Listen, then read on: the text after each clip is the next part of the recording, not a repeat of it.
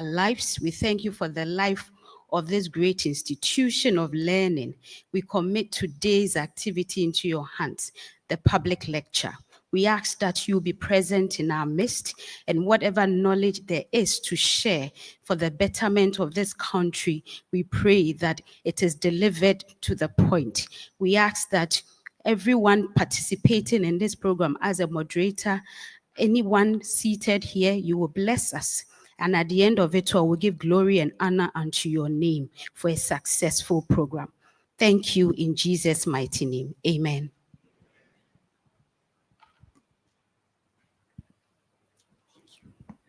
Does the amen go with a clap? Thank you very much.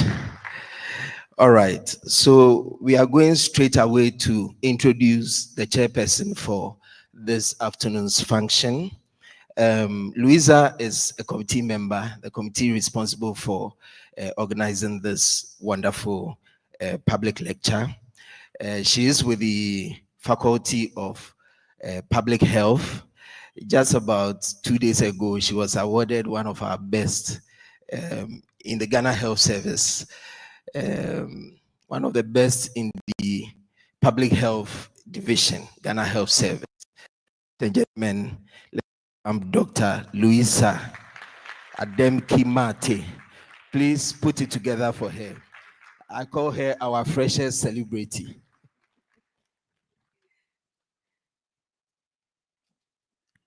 Good afternoon, distinguished ladies and gentlemen. It's a great pleasure bestowed upon me to introduce our very august chairperson for this event. So permit me to go ahead. Our chairperson for today's event is a very renowned professor and the founding head of the Department of Surgery at the School of Medical Sciences, University of Cape Coast. He is currently the president of the Ghana College of Physicians and Surgeons and has previously served as secretary, chairman of faculty, and vice president, Division of Surgeons of the Ghana College of Physicians and Surgeons. He holds the fellowship of several societies and institutions, including the Ghana Academy of Arts and Sciences, West African College of Surgeons, Royal College of Surgeons of Edinburgh and England, International College of Surgeons, and Royal Society of Medicine. He has previously held the position of president of the Ghana Surgical Society. After securing the final Part 2 fellowship of the West African College of Surgeons, he proceeded to the UK, the United Kingdom, and rotated through hospitals in London and Middlesbrough for his fellowships. He settled in the Northeast and worked in Sutherland, Newcastle, before taking up the position of Consultant General Surgeon to Durban and Darlington Acute National Health Service Trust. He held this position for 10 good years before returning home to start the surgical department at the University of Cape Coast. He is a past president of the Ghanaian Doctors and Dentists Association of the United Kingdom and has served as chairman, Black Minority and Ethnic and Ghana Union, both in Teesside. His research interests include general and colorectal surgery, trauma, laparoscopic, body image, and medical education, and has 51 publications in these areas of interest. He has served on several university committees, as well as other public and private ones. In his current capacity as the president of the Ghana College of Physicians and Surgeons, he is driven by the following mission: to utilize his long institutional memory of the Ghana College of Physicians and Surgeons to expedite action to improve ongoing curricular changes in the area of pathways to the fellowship, supervisory roles, and introduction of computerized work plan-based assessment tools. To also leverage on the college's unsurpassed expertise in all aspects of medicine, to act as national lead advocates in all matters of health and healthcare. Also, he wishes to enhance strengthening the Ghana College of Physicians and Services governance system and quality improvement tools. And finally, but not the least, he wishes also to have a critical look at the welfare health needs of fellows and members of the Ghana College of Physicians and Surgeons. Ladies and gentlemen, with a standing ovation, let us welcome, a standing ovation and a clap. Let us welcome our chairperson for today's event, the college's president, Professor Samuel Akobua Yao Deborah. Please keep the claps going.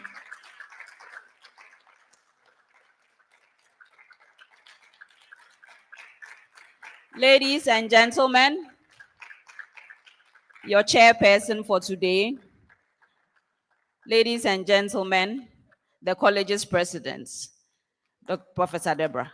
Thank you. You may take seats. Thank you very much. Thank you very much, MC. At one point, I couldn't recognize myself.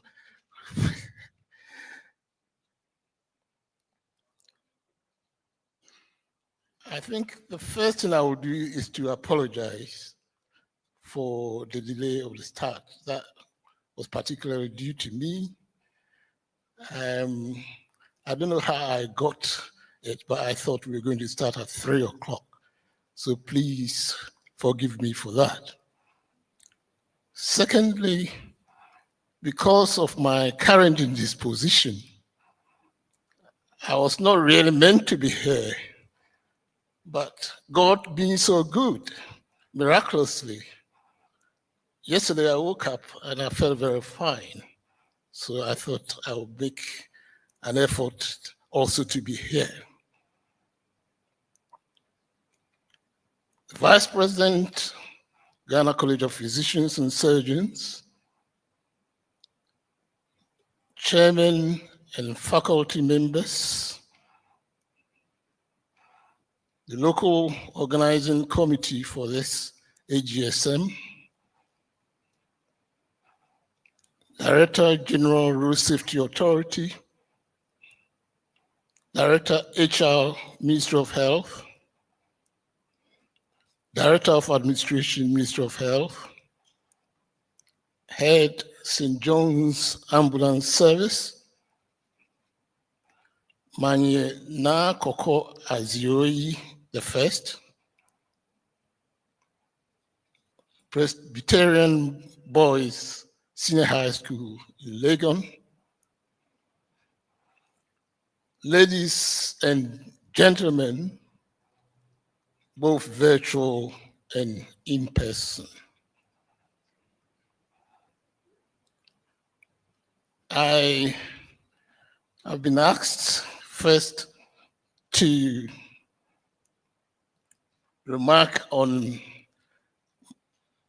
the introduction and also to give a welcome and purpose of gathering. I think I'll take both at the same time. The remarks will be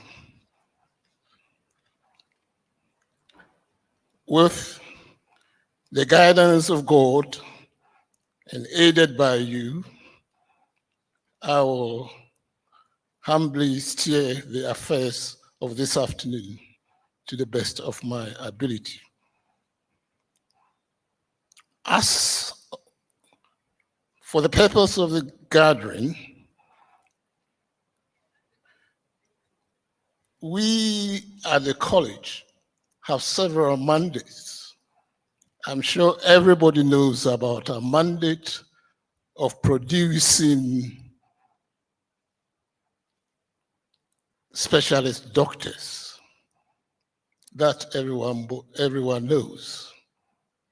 What is not generally known is the fact that we have other mandates, such as informing, educating the public, and exciting topics for debate so as to influence policy. And it's on the latter note that the presidential lectures is being organized.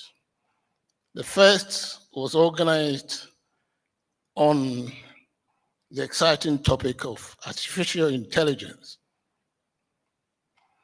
Now, looking at the time of the year, it's been proverbial that we talk about injury and injury prevention.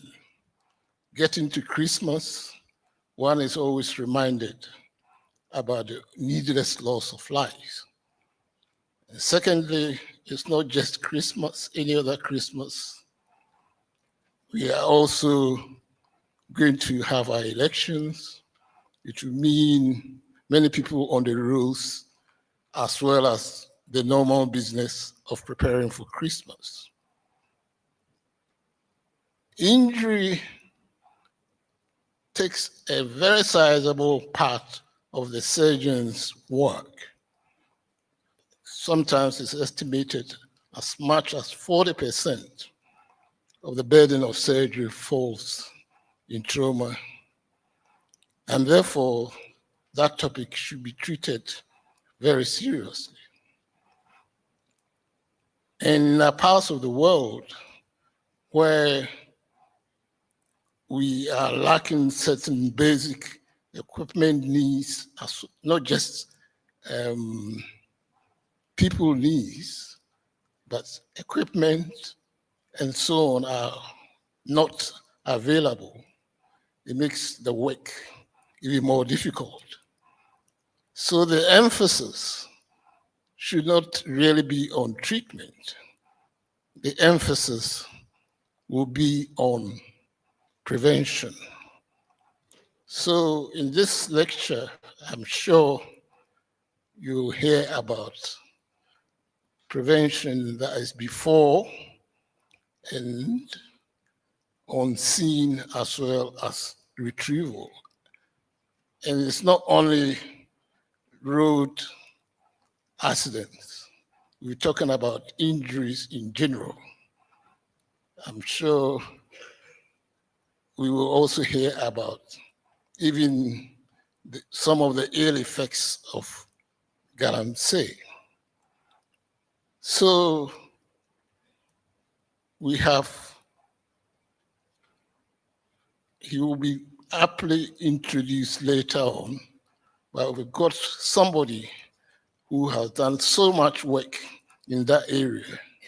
I'm sure when he speaks, everybody will listen. So ladies and gentlemen, the purpose of this afternoon is to talk about injury prevention, starting from the global aspect and ending on the local. Thank you very much, and I look forward to this.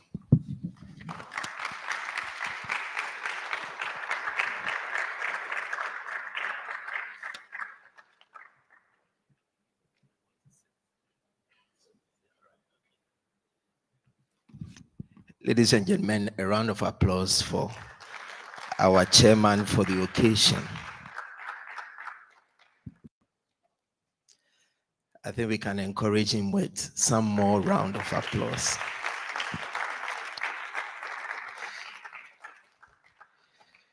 To introduce our speaker for the occasion is a professor and consultant plastic and reconstructive surgeon with more than 30 years of surgical experience. In fact, he was a premier plastic and reconstructive surgeon in Ghana who has contributed in diverse ways to improve that area of surgery. He also has many years of teaching experience in the medical schools in this country, and has also served this college as vice president of the surgery division. He really doesn't like being introduced extensively. But ladies and gentlemen, I have the pleasure to invite Professor Pius Agbenoku to introduce to us our speaker for the occasion. Ladies and gentlemen, let's welcome him with a round of applause. Please let the clap be as tall as he is.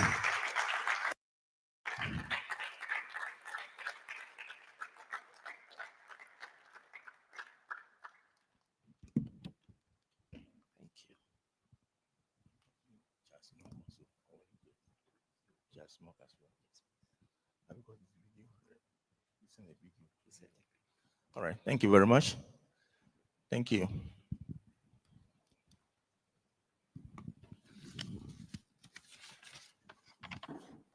Thank you so much for the introduction. Professor Chair and all distinguished ladies and gentlemen here present, I want to read out the profile of our two speakers. One person will speak, will give a goodwill message to us, and the second person will give today's lecture. That's the second in the series of presidential lecture. The goodwill message is recorded and will be played to us after I've done the introduction. I hope you guys are ready. Thank you very much.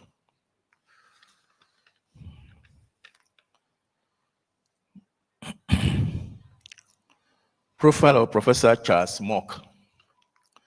Professor Charles Mock is an American.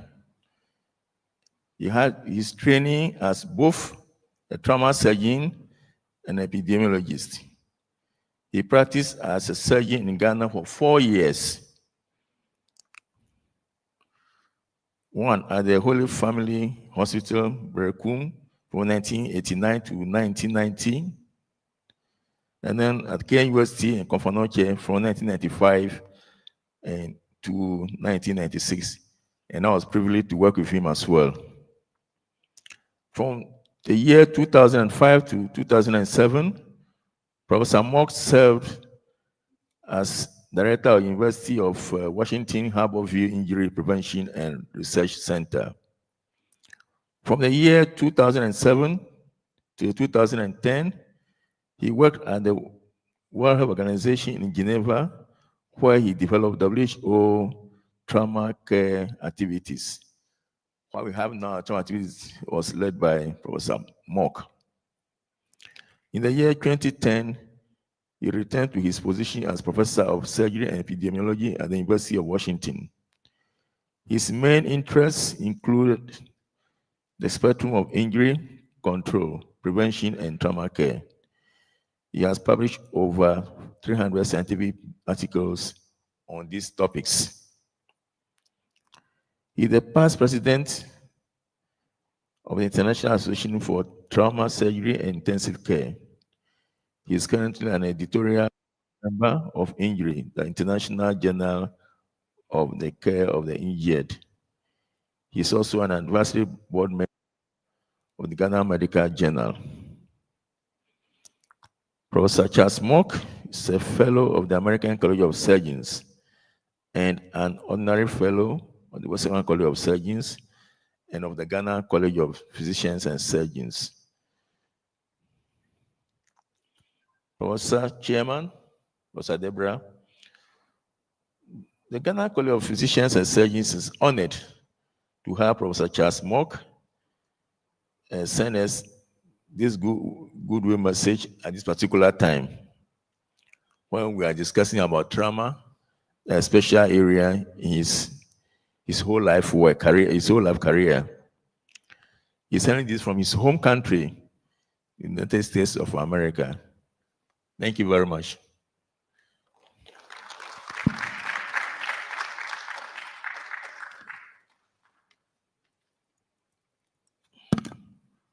Okay, I'm asked to introduce the speaker as well. Today we are gathered here to discuss the topic that we've been told: injury and prevention, associated issues. This is the second of the Ghana College of Physicians and Surgeons presidential lecture series. Second one, we had the first one, as the chairman said earlier this year. This is the second one, I'm sure, is the final for the year. Someone who's giving the lecture is young to be my student. In fact, if I attended my university, I would have taught him anyway. And he's still learning. So I'm happy to introduce to you someone I will call my student. Even though he says he's not, but he is. Thank you, gentlemen, ladies and gentlemen. Professor Adam Jedu is a professor of surgery at the School of Medical Sciences, KNUST, and general surgeon at the KNUST University Hospital in Kumasi. He's the current head of the Department of Surgery of that hospital. Professor Jedu is a practicing surgeon, a trainer, and a researcher with interest in global surgery, health systems strengthening, minimally invasive surgery, and injury. So you see that he's very qualified to deliver this lecture. He's a fellow of the Ghana College of Physicians and Surgeons, the West African College of Surgeons, and the International College of Surgeons. He is a member of the International Association for Trauma Surgery and Intensive Care, where he was recently appointed as a counselor for Africa. He is a member of the Kumasi Injury Research Group with interest in improving research capacity to reduce the burden and consequences of injuries in Ghana and West Africa. Professor Jedu is an accomplished researcher and has over 100 peer-reviewed publications to his credit. He also serves on the editorial committee of the Ghana Medical Journal. He's also an associate editor of the World Journal of Surgery. Professor Chairman, it is a big honor for the college, that's our college, to have Professor Adam Jedu deliver the second 2024 Ghana College of Physicians and Surgeons presidential lecture. Thank you very much.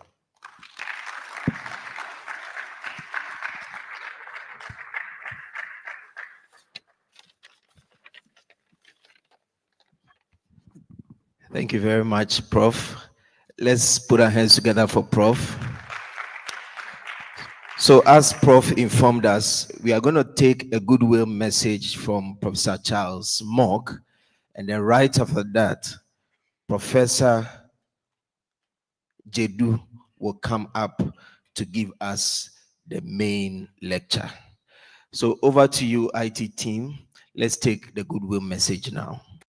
Good afternoon. I am Professor Charles Mock, Professor of Surgery from the University of Washington in Seattle in the United States, and also a visiting professor at KNUST in Kumasi.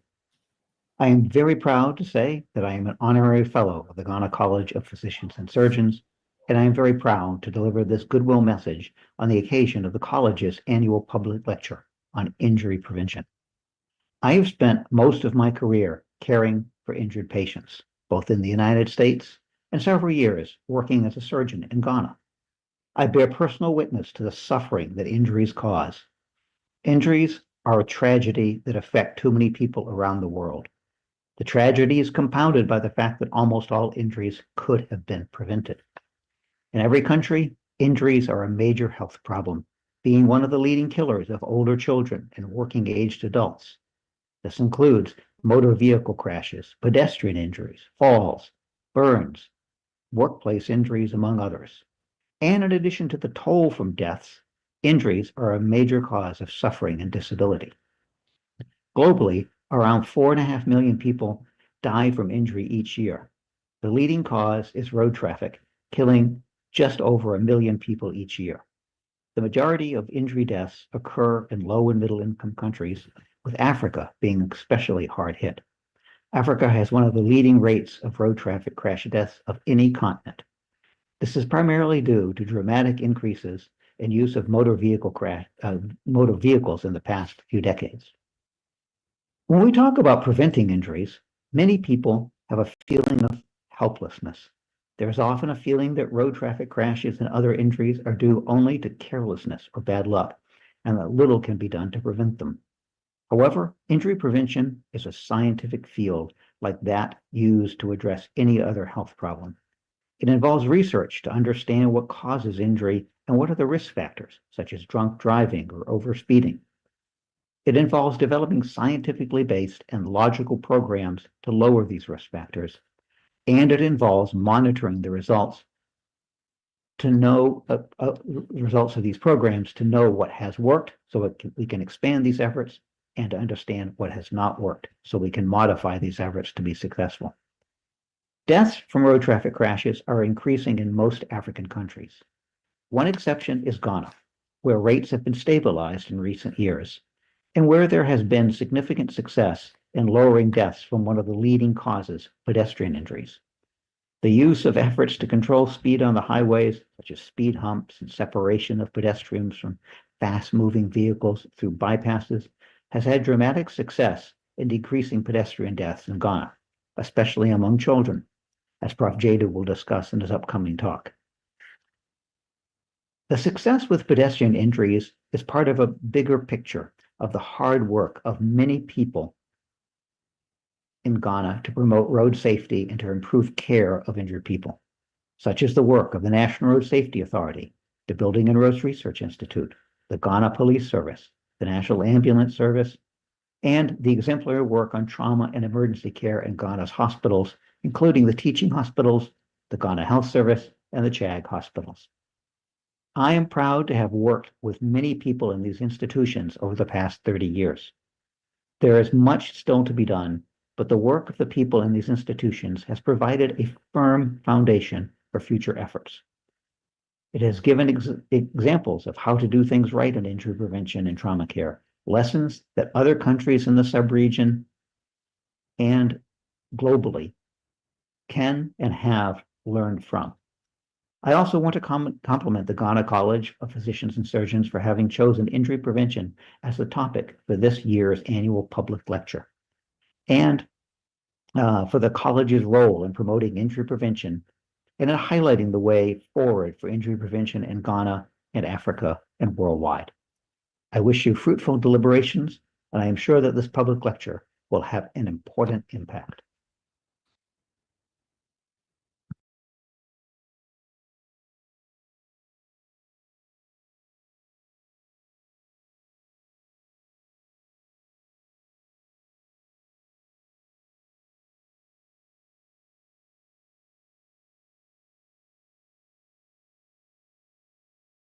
Lecturer for today, Professor Adam Jadu.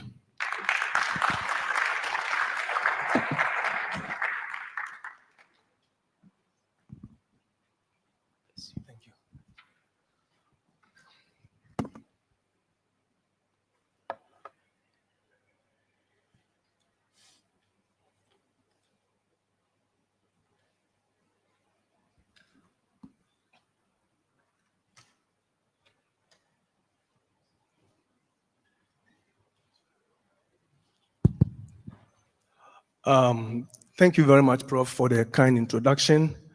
And good afternoon, everyone, those here and those watching us online. I'm actually honored to be given the opportunity to share my thoughts on injury prevention with global and a local perspective. And I'll start by saying that I have no conflicts to declare. So what I intend to do this afternoon is to describe the injury burden and make a case of injury as a disease. And then I will describe the signs of injury prevention. And then I'll give some examples of successful injury prevention programs from around the world. And then I'll end with examples of prevention efforts here in Ghana. So now let's start with injury. What is it? So injury is defined as a bodily lesion that results from acute overexposure to energy, all forms of it, which energy interacts with the body in amounts and at rates that exceed the threshold of our physiological tolerance. Now, in some cases, we could have an injury that will result because of an insufficiency in any of the vital elements. As example, if you were strangled or you drowned, you will develop an injury because of lack of air.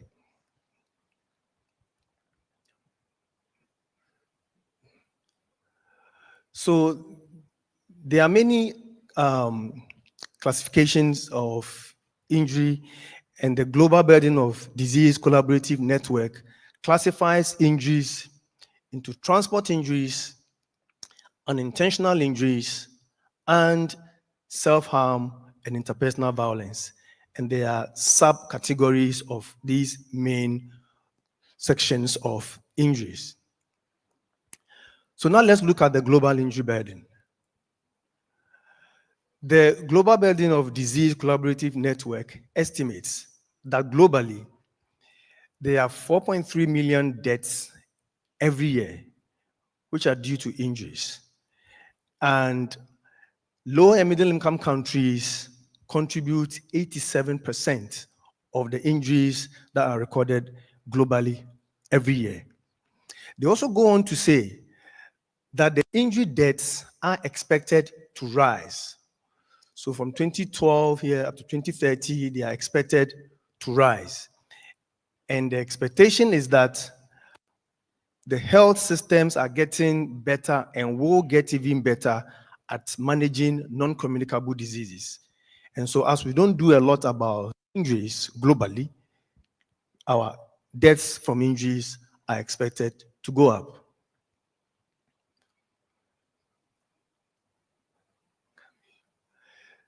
The leading causes of injury-related deaths, as shown here, are road injuries, self-harm, falls, and interpersonal violence.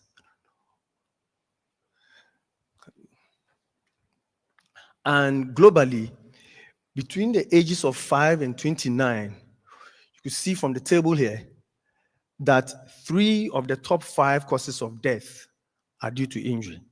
And if you look at those who are under 45 globally, 5 of the top 6 causes of death are due to injuries. And on top of each of the causes of death in each of the age groups, you see road traffic injuries. So let's say a few words about that one. So the fatalities from road traffic crashes around is not the same around the world. The highest deaths are seen in the Southeast Asia region. They contribute 28% of the global burden of death from road traffic crashes, followed by the Western Pacific region. They contribute 26%, and the Africa region contributing 19%. Now, the good news is that the fatality rates from road traffic crashes per 100,000 population is coming down from 18 per 100,000 population in 2010 to about 15 per 100,000 population in 2021. And we explain that with an improvement in road safety and also somewhat improvement in trauma care. So that's the good news. Then there's the bad news. So the bad news is that the reductions in fatalities from road traffic crashes is seen in most regions of the world, with a notable exception in the Africa region, where our road traffic crash deaths are on the rise. And the explanation is that we are having an increasing fleet of vehicles not matched by an improved road infrastructure. There is non-adherence to road safety regulations, and our trauma care is somewhat lagging behind that of most regions of the world. So let's see what's happening in Ghana. So in 2019, road injury was number 10 on the list of top 10 causes of death per 100,000 population. And just 3 years later, 2021, road injury has climbed to number 7 on the top 10 causes of death per 100,000 population in Ghana. So these data came from the Global Health Estimates this year. So only God knows what we shall see in 2024. Hopefully we stay where we are. And between the ages of 5 and 29, 2 of the top 5 causes of death in Ghana are due to injury, and under the age of 45, road traffic injury is the second most common cause of death in our country. So far, we've been talking about deaths, but the deaths are actually the tip of the iceberg, because for each mortality that we record, there are many more injuries that report with different forms of hospitalizations or do not even report at all. Then there is the economic cost of injury. And this is exemplified by 2 studies from our country. St. Joseph's Hospital in Koforidua looked at 291 road injury patients, and they estimated that the total direct cost for managing these patients was $165,000, with a total indirect cost of $43,000. And then there's another one from Kolebu Teaching Hospital that looked at 301 patients of all injury types, and they estimated a direct cost of $9.3 million, with a total indirect cost of $2.1 million. And I must say that these costs that are listed here are costs that are borne by the patient and their household only. It does not include the costs that are borne by the society as a whole. And that might be even more than reported over there. So if the burden is that huge, why have we not made a lot of noise about injuries? Well, it's because a lot of the solutions to the problem lay outside the usual domain of health professionals, because we are the ones that see the injuries and have to deal with them. But the solutions to the problems, a lot of the time, does not lay with us. But also, much of the public, and this is global, much of the public believe that injuries occur because you are unlucky, or you were just careless, with little that can be done to prevent it. And so for much of the public, controlling injury has to do with being more careful. So if you are careful, then injuries will not occur. But it has to do with more than just being careful, because injury prevention is actually a science. It is a science because an injury is not the same as an accident. When we say there's an accident, it means we have an unexpected occurrence which just happened by chance. Whereas an injury is definable, a correctable event, and has a specific risk of occurrence. And so the injury will occur because of the risk that we have poorly managed. We've not dealt with the risk properly, and so injury occurs. When we think about injury in such a way, then we get to what we call the concept of the disease of injury. And with such a concept, it means there's a possibility for us to prevent the injury from occurring. Now, we can compare injuries to any other disease, like, for example, an infectious hepatitis. Both of them have a known etiologic agent. There's an identifiable sign and symptom. There is a distinct organ and cellular disruption, and there are measures we could take actually to prevent them from occurring. That leads us to opportunities for prevention. We can also apply the epidemiologic triad that is applied to infectious diseases, for example, to injuries. For an injury, there's a host, which is the human being. There's an agent for road traffic crash, that will be the car. And then there is the physical and social environment within which this injury occurs. So you will see that prevention would be the vaccine for the disease of injury. So this allows us to apply public health methods to control injury. And it goes through 5 steps. First, there's surveillance, which answers the question, what is the problem? Then there is risk identification that will answer the question, what is the cause? Then there's the intervention that answers the question, what actually works? Then there's implementation, which deals with how to do what you think works.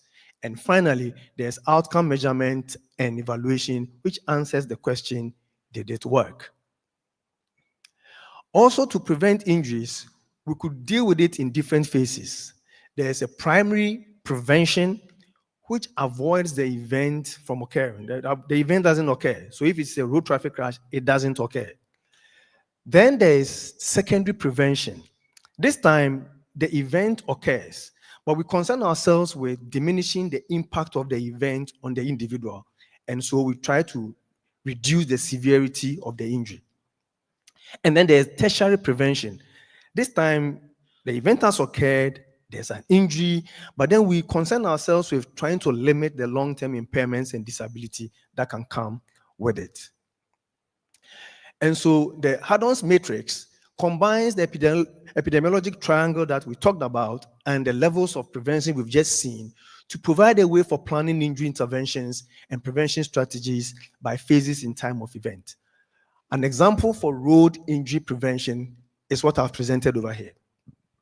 So at the top, you would see the 3 sides of the epidemiologic triangle, and on the left side here, the phases of events.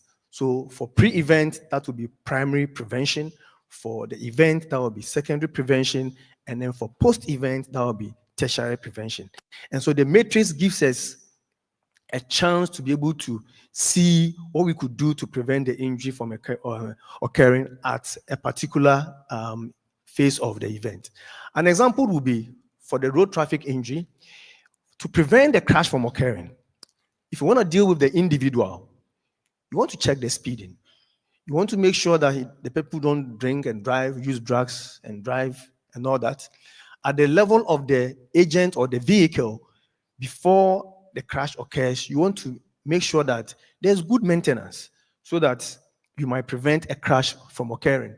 With an environment, socially, we could deal with the cultural norms that permit speeding, driving under the influence, running red lights, and the like. When the event occurs, there's a crash. At the level of the human, you could prevent injury secondarily by making sure that the occupants of the vehicle are well restrained, talking of seatbelts. An example of a post-event prevention at the level of the environment, for example, would be to provide enough support for emergency medical services and trauma systems. Another example for burn prevention at home is what is posted over here. To prevent the fire that will lead to the burn at home, at the level of the human, we could teach children not to play with matches. With the agent, we could have automatic shut-off for appliances like kettles, which we do have sometimes. And When the event occurs, so there's a fire, you want to prevent, do secondary prevention. At the level of the human, we could teach children to stop, drop, and roll, and also teach them not to hide when there's a fire. For post-event, for example, at the level of the environment, we could increase availability of burn treatment centers. Is this thing going?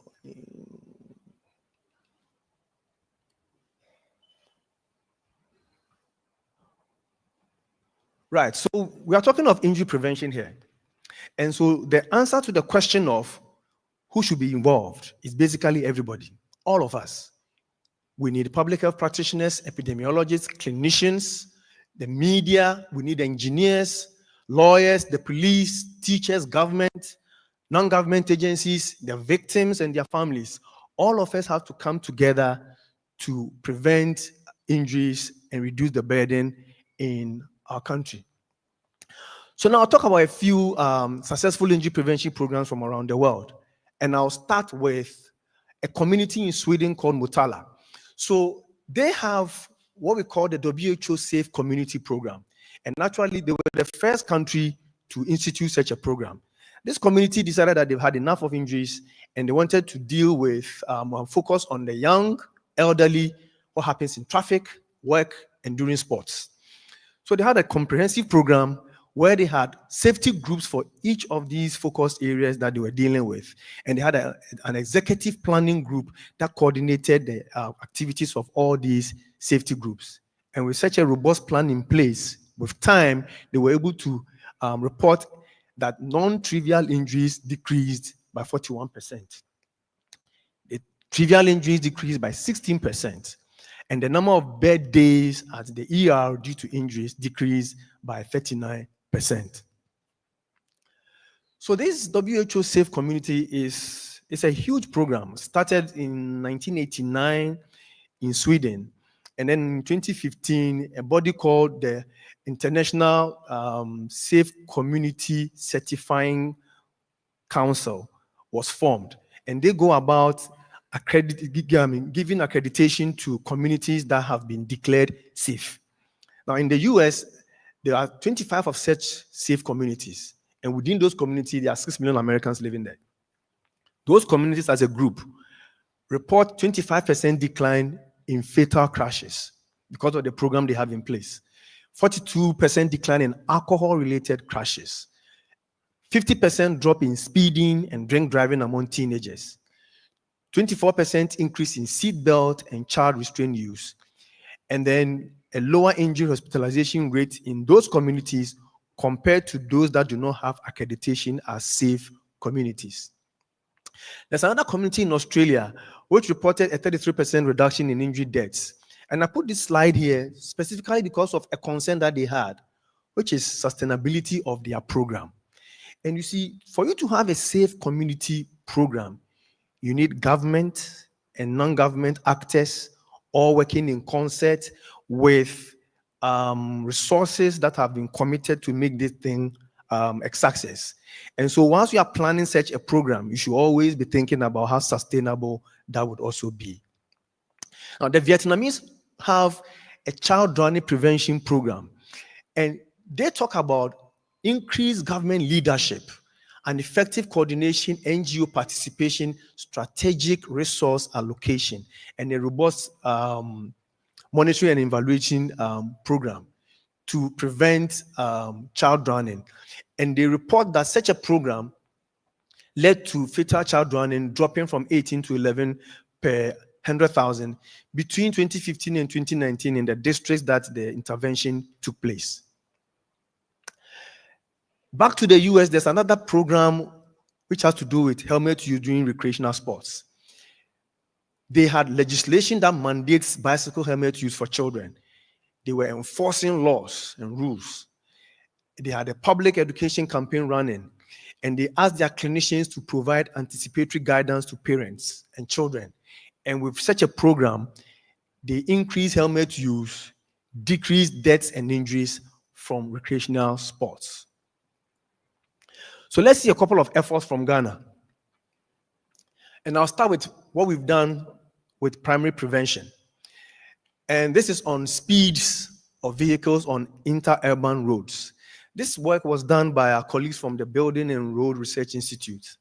And what they did was they had researchers at 15 different locations in inter-urban areas. And then they realized that, of course, they took the traveling speeds of close to 30,000 vehicles. And if you look at the histogram over here, you would see that almost everyone was traveling more than the 50 kph, which is allowed on urban roads. Those on national roads, 98% of them were running more than the speed limit. Inter-regional roads, 90% of the individuals driving were going above the 50 kph. In regional roads, 97%. Just everybody was overspeeding. And you will all agree that if you are in an urban area with this speed limit and all of you are speeding, it's a huge risk factor for pedestrian deaths. So they reported their findings, and it led to some action. So there was some advocacy, not just some, a lot. Newspapers and radio stations were all talking about it. There was increased popular will. You see this photo here? This is the road between Kintampo and Bupe. And one time we were traveling and we saw this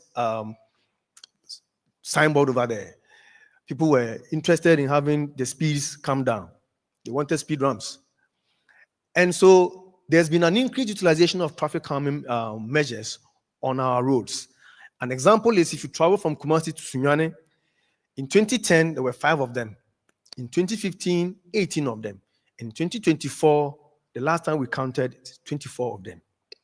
So that work, together with others, it's led to pedestrian deaths falling. If you look from 2009 up to now, the pedestrian deaths have reduced in Ghana. It's still there, but it's gone down a little bit. Still on primary prevention, there's been a lot of work on alcohol use and road safety, and many studies from Ghana here have shown that alcohol is a potentially modifiable risk factor for road crashes in Ghana. Now let's talk a little bit about secondary prevention, this time on seatbelt use. This study was conducted at Madina Zongo Junction, and what they wanted to find out was the driver seatbelt compliance.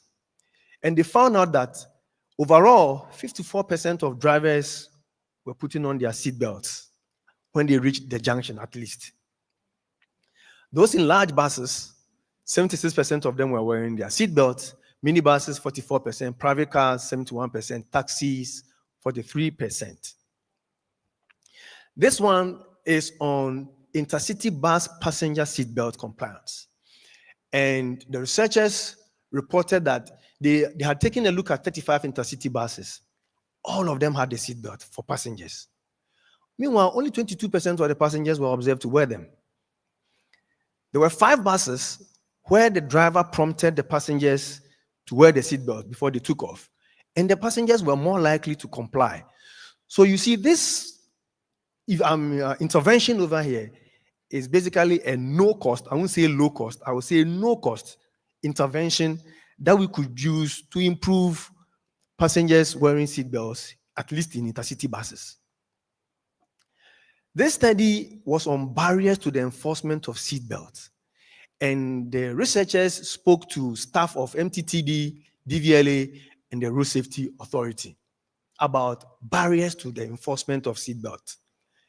And they learned that there really was an inability to enforce the vehicle safety standards. And there was a lack of consensus on seatbelt law implementation. And they also said there was no recognition of road safety as both an individual and a collective responsibility. Still on secondary prevention, this study looked at helmet use among motorcyclists in the northern region. And the study reported that only 22% of individuals riding motorcycles in the northern region would wear a helmet. The riders themselves, 27% of them would wear it. Those who were riding behind them only 6% were wearing a helmet. And they reported that at night, wearing of the helmet actually dropped by 31%. At weekends, it went up. I don't know whether because there were enforcement agencies on the road at weekends, but it went up at weekends. Among males, they were wearing it, which is kind of interesting because males were wearing the helmets more than the females. They were more likely to wear the helmet. And this was scary. Among young riders, they rather would not wear the helmets. It's 7% lower wearing of helmets. Now, a few studies for tertiary prevention. Let's start with pre-hospital care. So this study here was among laypersons in the Ashanti region regarding first aid. And the study reported that 43% of those that were interviewed said they received some form of first aid training in the last 5 years. But among those who said they had received the training, only 43% were actually found to have adequate first aid knowledge when they were tested. So they said they've had the training, but apparently they didn't know much. The good thing is 83% of the participants were willing to provide first aid to road traffic crash victims.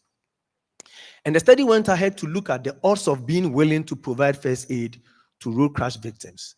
And they found out that if the individual had moderate or high first aid knowledge compared to if they had low first aid knowledge, they were more likely to be willing to provide the aid to a road crash victim. At the same time, if the individual believed that every person should have first aid training, or if they believe it was important to learn first aid, or if they also believe that a bystander has a responsibility to give first aid to a crash victim, then they were more likely to be willing to provide this first aid to road traffic crash victims. That tells us that we need to provide quality first aid education or training to individuals who live at least at crash-prone areas within the country. And I will go further to say that giving first aid education should be given to every one of us in the country, because you do not know when you are going to meet a road traffic crash victim. Now, there's the work also be done by the National Ambulance Service, and they report that within 20 years, from 2004, they'd increased the number of stations they had, they've increased the number of ambulances they have, and more importantly, there's an exponential increase in the number of EMTs that work at the National Ambulance Service, such that in 2022, the number of stations they had was just shy of 300, and they had almost 3,000 EMTs. And nationwide, vehicle availability was 77%. Now let's talk about definitive care in tertiary prevention. What our group has done is to design a trauma intake form. You see the form here? It's one sheet, front and back, as simple as it looks over there. We designed this form for use at non-tertiary hospitals. And the idea was to facilitate adherence to the ABCDE approach during initial trauma care, which we teach to all doctors and nurses. But when it comes to application, people tend to forget the basics. So the form was created to facilitate the adherence. And we built it into the medical record to promote its routine use and also to reduce the burden of documentation. And what we did was we implemented it in 8 district and regional hospitals across the country. And before the form was introduced, we found out that only 2 of 20 key performance indicators of initial trauma care were being performed at least 90% of the time. Now, we introduced the form, and with that, there was a significant increase in 14 of the KPIs, with 12 of them being performed at least 90% of the time. The performance of the KPIs was great, but more importantly, there was a significant drop in mortality among patients who presented with progressively lowering blood pressure, or those who were having decreasing levels of consciousness. Using the form alone led to a significant reduction in mortality among these patients. And it was also proven among those with a higher injury severity score, basically more severely injured patients. Now, the performance of the KPIs was also found to be significant when we separated the hospitals into district or regional hospitals. So in the district hospitals, performance of the KPIs shot up by using the form, and regional hospitals, the same happened. And the drop in mortality among the severely injured was also found at the two different hospital levels.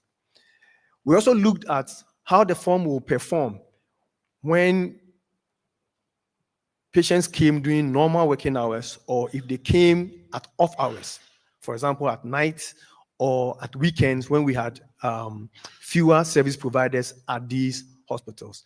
And mortality among the severely injured by using of the form was found to be reduced at both different times of presentation to the hospital. Another way to reduce, or I should say, another way to improve the outcome of an injury at the hospital level is by performing a preventable death panel review. And our colleagues at Komfo Teaching Hospital have shown that 10 years after implementing the recommendations of a preventable death panel review, they were able to reduce preventable deaths by 12%, pre-hospital delays decreased by 16%, and inadequate resuscitation dropped by 9%. So I will end my talk here, but I'll give you a few take-home messages, which are that the injury burden is substantial. We shouldn't be overlooking it anymore. Injury prevention is science. You have to apply science. And to do the science, you need reliable data to be able to do that. In our country, there is good evidence from various injury prevention efforts that has been done and continues to be done. And I believe it is time for us also to use the evidence we have to build tailored programs to reduce this high injury burden in our country. I'll sign off by acknowledging our research partners, which are the Building and Road Research Institute, the Road Safety Authority, National Ambulance Service, and more importantly, I should say the most importantly, those hardworking clinicians at various hospital levels across the country, without whom it would be extremely difficult, if not impossible, to do our work. Thank you so much for your attention.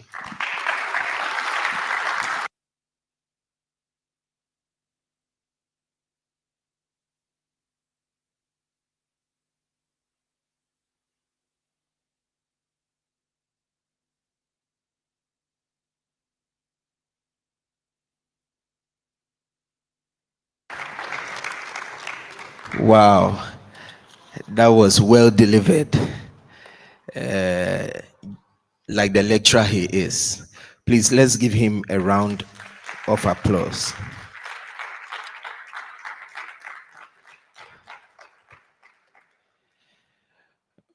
Professor Chairperson, if we can reconstitute our high table, let's give them a round of applause as this public lecture has drawn a wide range of policymakers, movers and shakers in Ghana where injury is concerned, as well as leaders within the Ghana College and our health sector. I want to introduce to you a few of the groups that are here. We have here students from Accra College of Medicine. If they can give us a wave so we acknowledge them. Thank you for coming.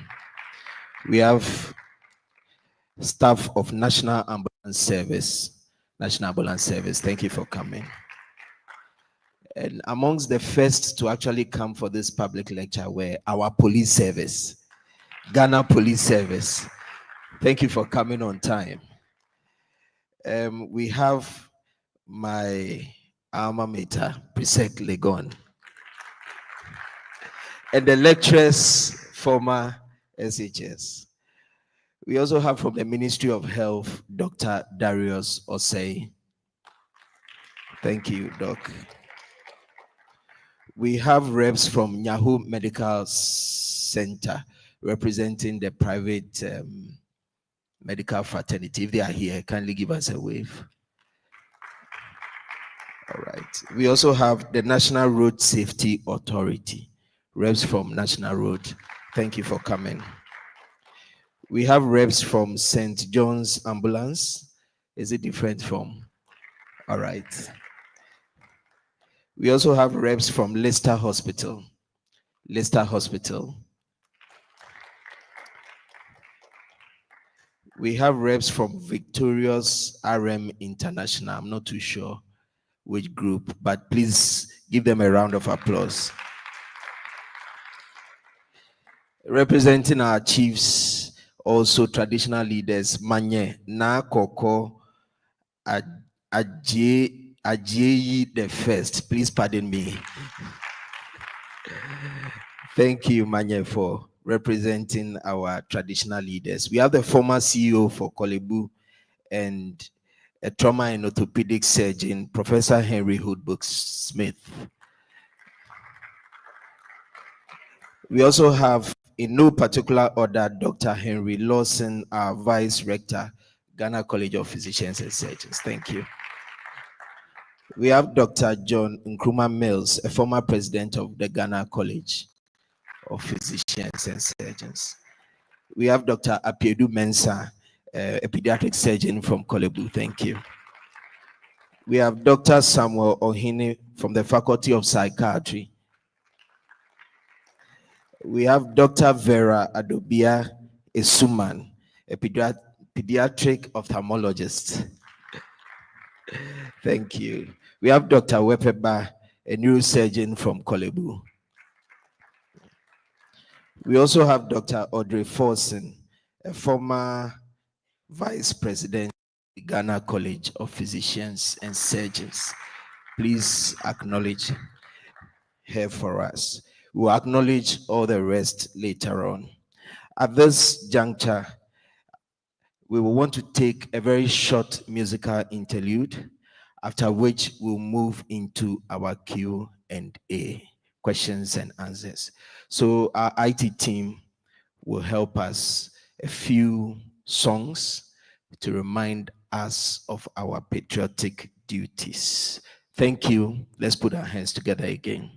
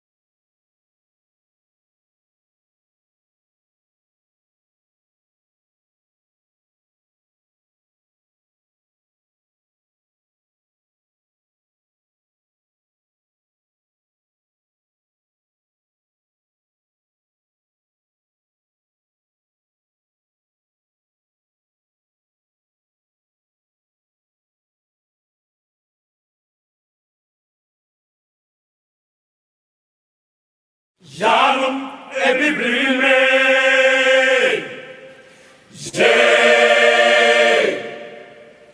Jalum ebibrime.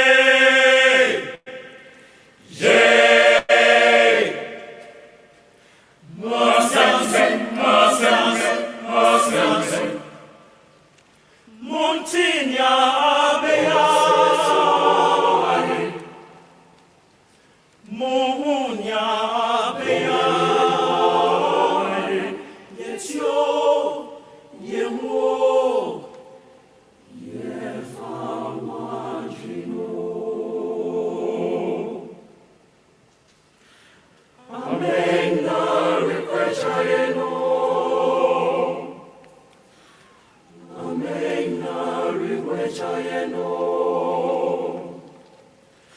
Yetu yenana yebekobyo. Yesia hunyasa yebewumpyo. Jalum ebibrime.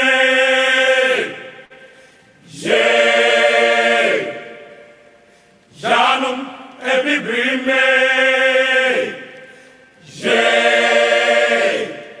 Monjri muwo.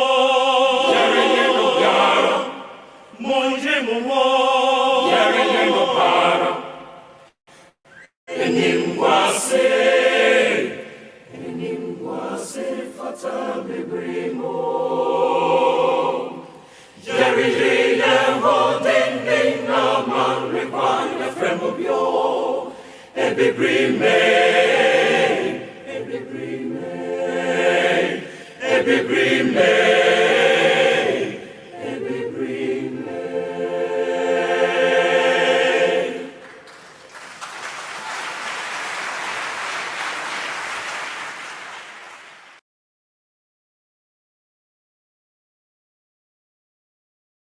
And Chief Examiner for Laboratory Medicine.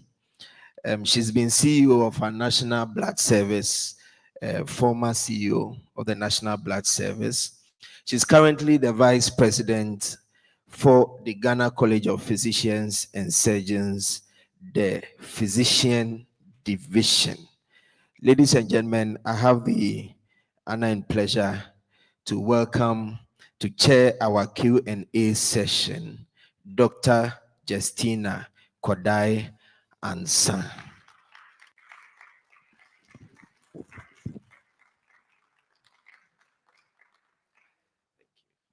Thank you very much. Professor Chair, our audience, both on-site and virtual, I warmly welcome you to this Q&A session.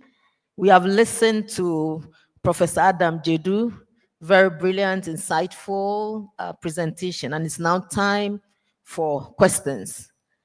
So we would, the audience, we start with the on-site. So if anyone has a question, kindly raise your hand. We'll send a mic around, and then Dr. Adam Jedu will answer the question. And also, we've asked the virtual audience to also put their questions in the chat box. And I'll be getting it here and also read it out for Dr. Adam Jedu to answer. So if we can, if you have a question, kindly raise your hand, we'll send it. Yeah. Yes, sorry. I think we'll pass the mic around. There's a question down here. Yeah. Thank you. Thank you very much. Thank you very much.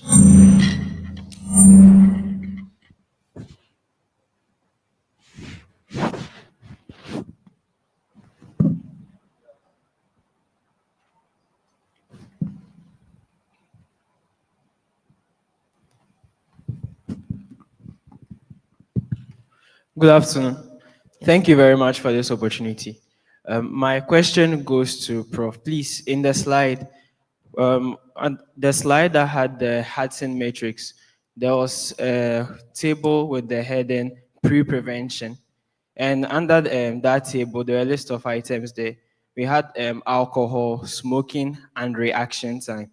My question is, for the reaction time, are we referring to reaction time on the part of the drivers of the vehicles or the the emergency medical services, and how can a layman increase his reaction time?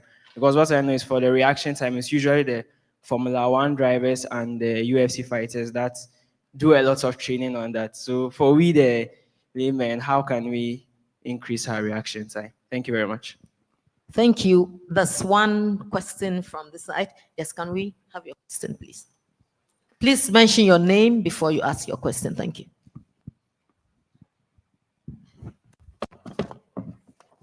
Okay, Yauda Kung from Presec, Legon. My question involved Prof's injury not equal to accident situation, where I wanted him to draw a fine line between injury and accident, considering that they both have like the similar root causes and their prevention can also be similar. And if so, injury not equal to accident, can accident also constitute injury? Thank you.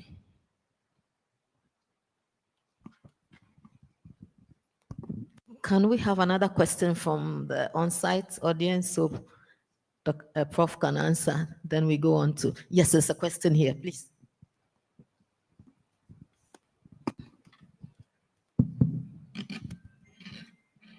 Please, I'm Emmanuel Kujo from Presec Legon.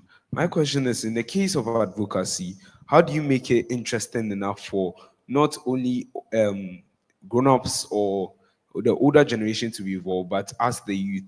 How do you make it so that we actively want to push out the message and we are not only sitting down to listen? That's my question. Okay, thank you very much. Prof, I think you can take these 3 questions, but before then, can I please request our virtual audience to please put their questions in the chat box. I will be receiving it here if they do. So please, okay, Prof, up to you now.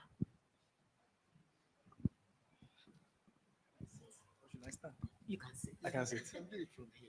Yeah, okay.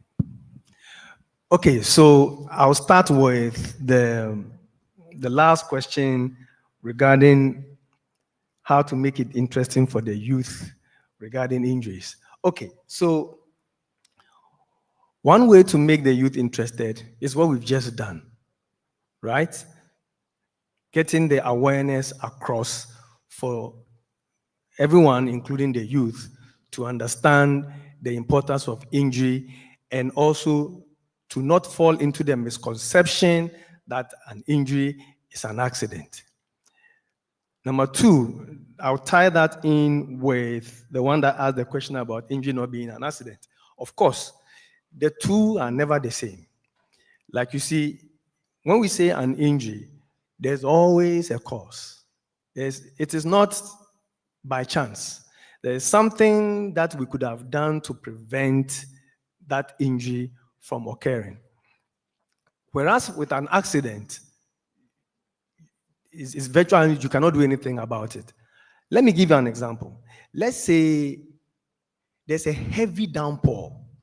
Okay, there's a heavy downpour with strong winds that are blowing. That heavy downpour and the strong winds that are blowing, there's very little we can do about it. If we stretch it, we can add climate change to it. But let's not stretch it. So let's just say we were just there and all of a sudden we got the meteorological services telling us that in a couple of hours there'll be.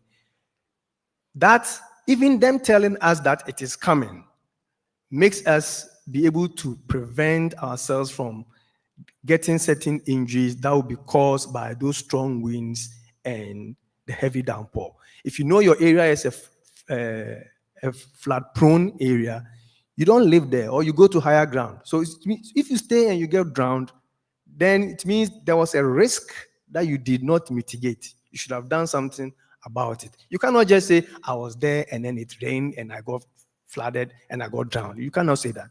So always we try and make that distinction.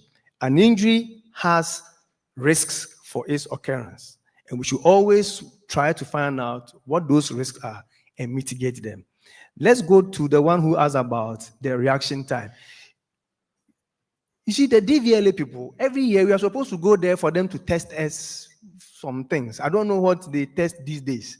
But if you are driving, whether you are a Formula One driver or you are a truck driver, and there is something, an impediment ahead of you, something is happening and you have to react. If you are drunk, your reaction time will be poor. If you have used, you call something Asra, you should go to the throttle station, ask. If you have used it, you might be high a little bit. Your reaction time will be affected. Okay? If you are not fit to drive and you go and drive, you are not fit, your reaction time will be affected. So these are issues that we need to deal with, prevent people who don't have good reaction times from driving. If you're an old man, 93, 97, 100, what are you going to drive for? Your reaction time is poor. The DVLA should not allow you to drive.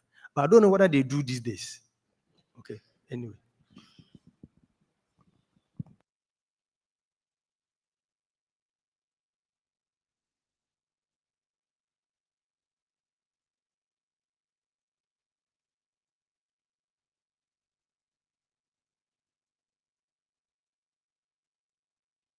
Yes, there's a question from online, virtual audience. Dr. Jonathan Mensah, what role does the Ghana Health Service or Public Health Department play in public, let me take that again. What role does the Ghana Health Service or Public Health Department play in injury prevention?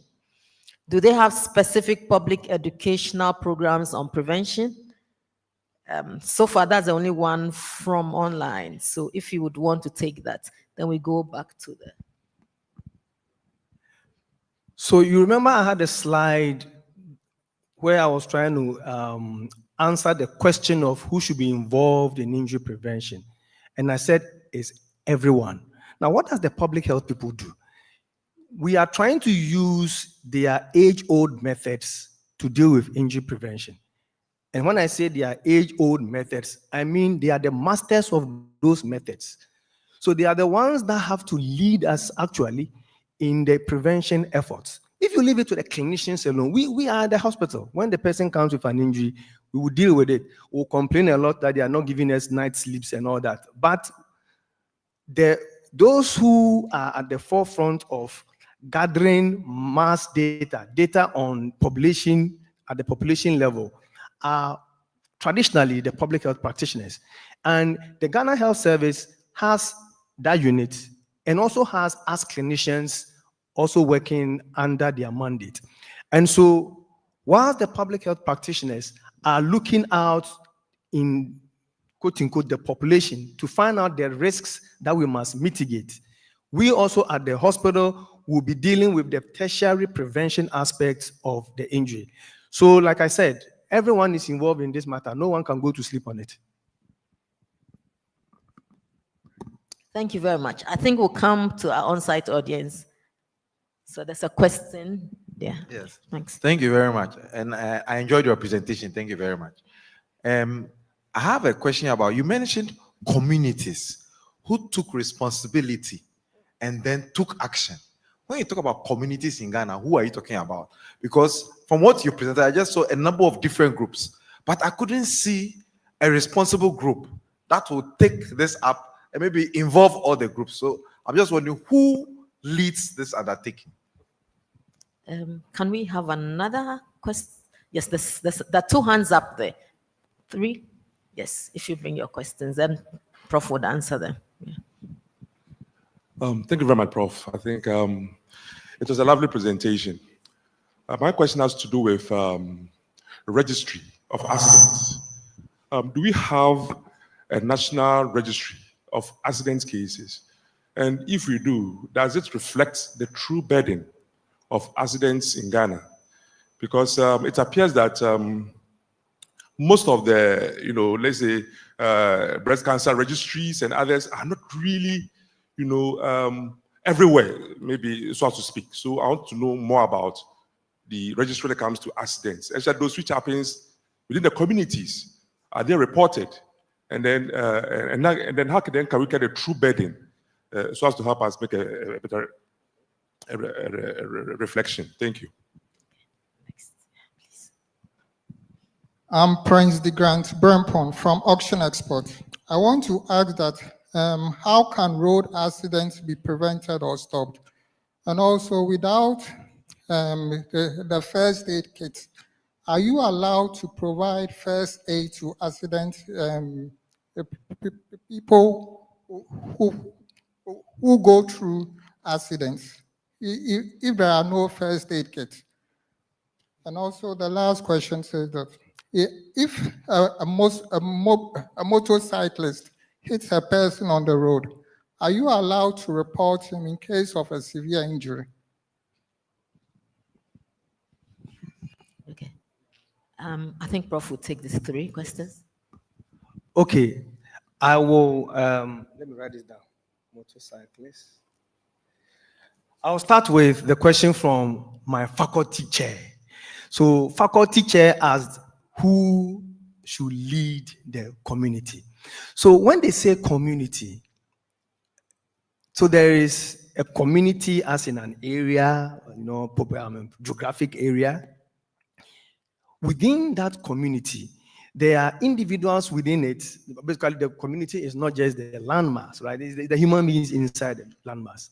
Now, when you look at the Vietnamese child drowning prevention program, they talk about government leadership, NGO participation. When we say NGO, that's basically all non-government actors, right? And then, what again did they mention? Yes, so government leadership and effective coordination. So the government leads the coordination effort. Because it will be very difficult for a simple surgeon like myself in my area, I should say area, bringing fire, police, public health. It will be very difficult for me to do that. But when the DCE says they should meet, they will meet. So the leadership role of the government cannot be overemphasized. Now, what happens is that most of the time, the government doesn't look at those numbers the way we, the epidemiology people, public health people, clinicians, we look at those numbers more acutely, or we scrutinize those numbers very well. So our job is to provide the evidence. So when we provide the evidence, then those who need to act on the evidence have to act on it. I'll give an example. That BRRI study that measured the traveling speeds of vehicles, the researchers provided the evidence. And the Ministry of Roads and Highways, Road Safety Commission, at that time it was a commission, now it's an authority. And they took that evidence and provided the traffic calming infrastructure.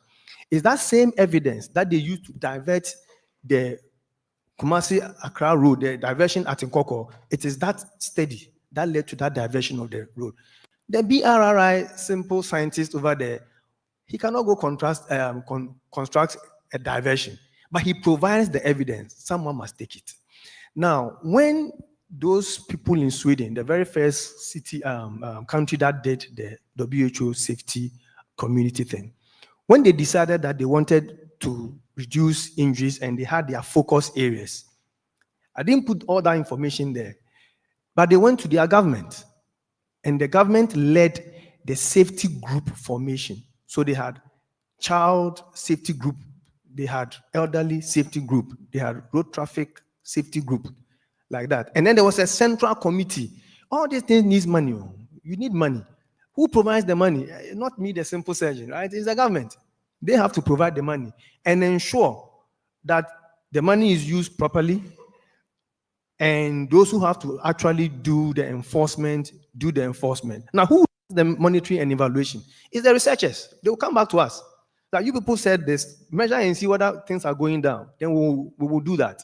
So we keep going till we get things to become better. That's with the community.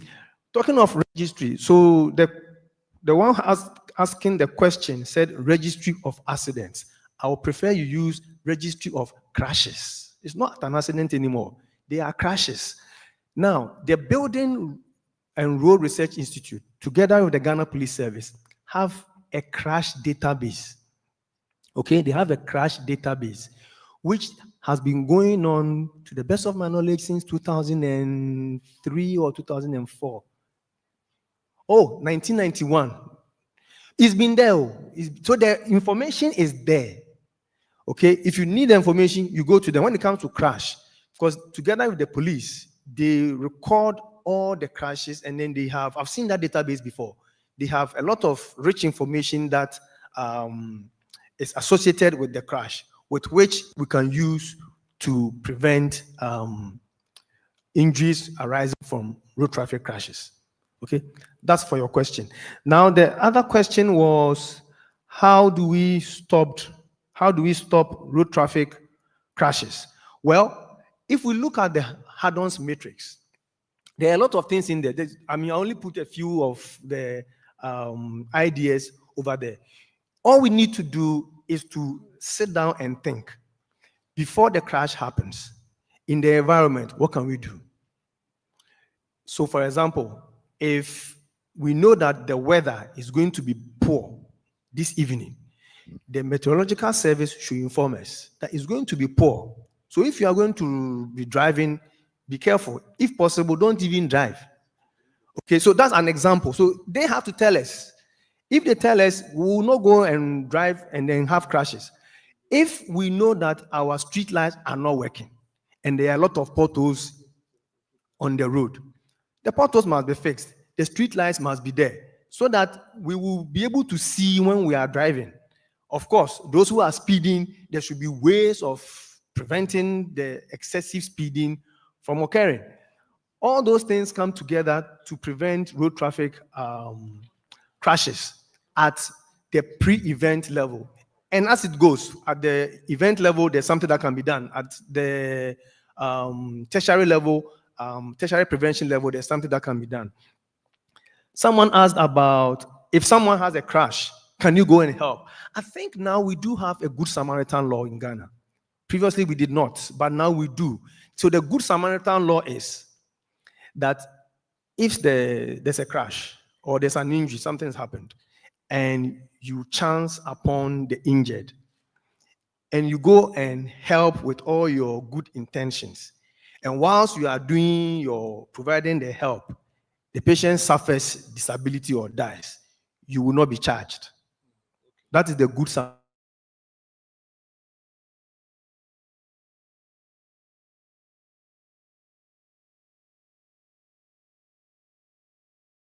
I'll have to come and provide help.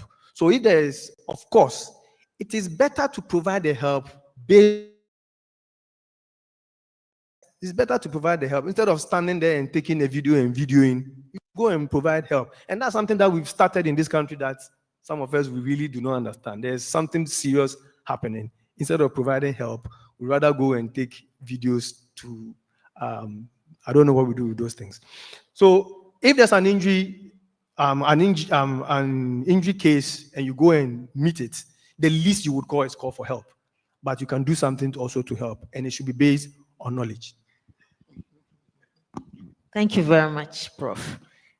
Because we are constrained for time, and there's no question from the virtual audience, so we'll come to the yes. We'll take these three questions and then I'm Bridget from St. John Ambulance. Please, this is not a question, but my son over there asked how best they can be advocates. And I wanted to assure them that we have, St. John has a school club program running, which can serve this purpose.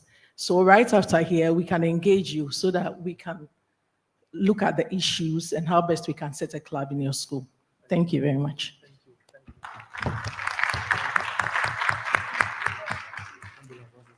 Prof, mine is a contribution. I don't know if I can make it. Thank you very much. We're looking at injuries, its effect, and how we can prevent it. Now, on the road, most often the focus is on the driver, the rider, the bike rider, the bicycle rider. What of you walking by the road? The one driving has a responsibility. You, the one walking by the road, also have a responsibility. These days, you often see both drivers and those on foot walking with airport, right? Something in the ear. Sometimes when I'm driving, I see other drivers with that thing in the ear. How alert are you? Somebody walking will be holding the phone with that thing in the ear. How alert are you?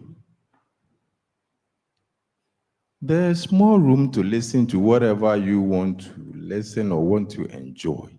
So we will humbly suggest that if you are on the wheel, please make use of your driving mirrors. Somebody would drive so many kilometers without making use of the driving mirrors. Those driving mirrors were not put there just for putting their sake. It's meant for a purpose. How often do you use the right one, the left one, the one inside? Maybe somebody is stalking you out there. The car that is following you, what is the speed that that vehicle is driving in? How can you avoid, should there be a sudden break with the one ahead of you? I have a particular challenge because I often drive. Crossing road is very difficult thing for me to do. Because I know my weakness. So what is your weakness? Let us know our weakness, work on it, and we'll be able to prevent these injuries that we are talking about. Prof, we have a lot to do, so we will ask for a leave if you permit us. I'm grateful. Thank you.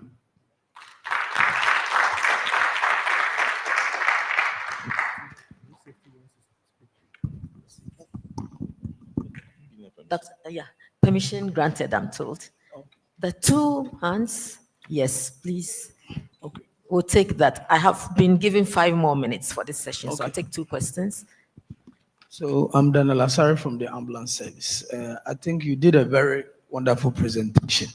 And in one of your slides, in Ashanti region, the research that was conducted, a lot of people have the interest that if they get the first aid training, they will be able to do more intervention when there's road traffic crash.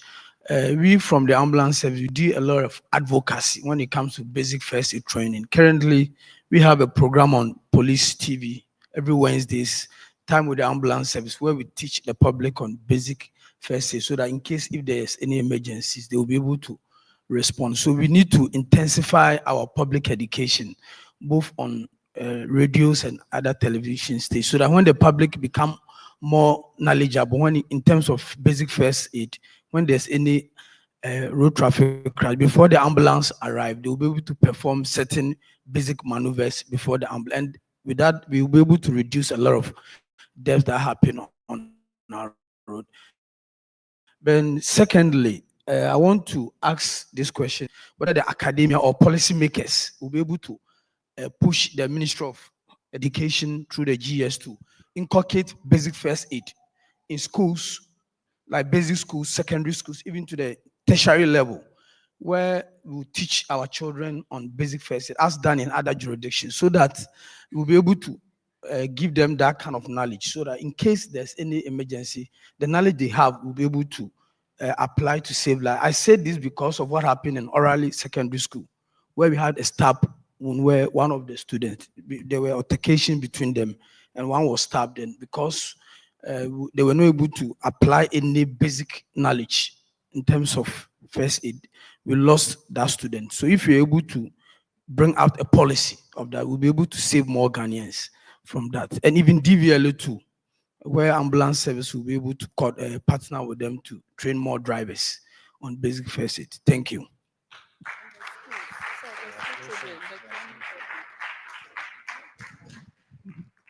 Yeah, thank you. My name is Okansi. I want to ask about domestic injuries, especially in the home and also in the office place. I can see a trip hazard just right here.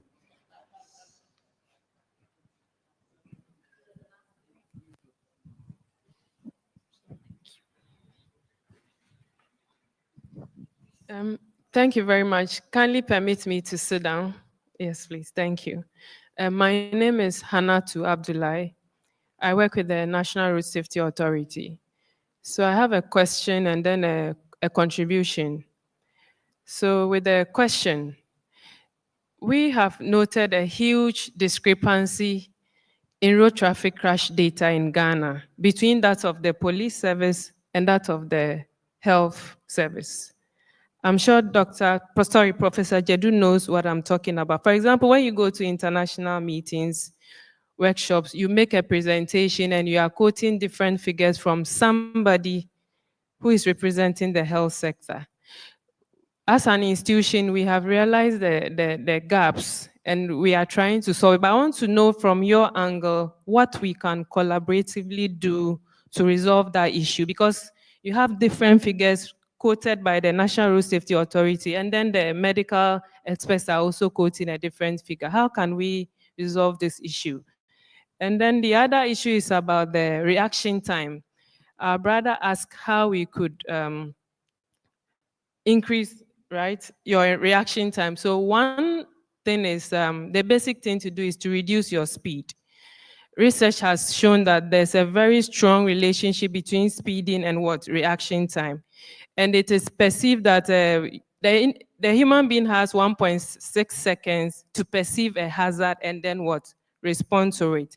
So in terms of education, road safety education, what we usually say is that when you are following a vehicle, if you are driving and somebody is ahead of you, you try to observe the 2 seconds rule. So you count, for example, 2000, then 2001. By the count of 2000, 2001, if you've gotten to where the vehicle ahead of you was, then it means that you are not following the vehicle at a safe distance. You have to increase the gap such that should the person stop suddenly, you would not run into the person. So the best thing to do is to increase your following distance and also reduce your speed, so that in the event of a hazard, you can react to that hazard by preventing an injury. Thank you very much.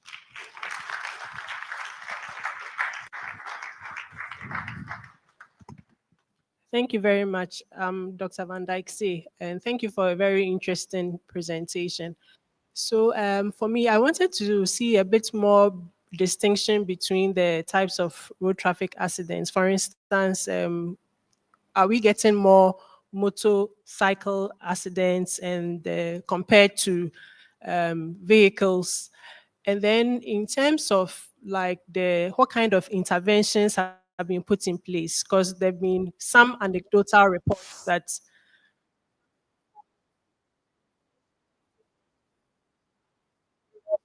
motorcycles, because it shows inexperience if you have them on.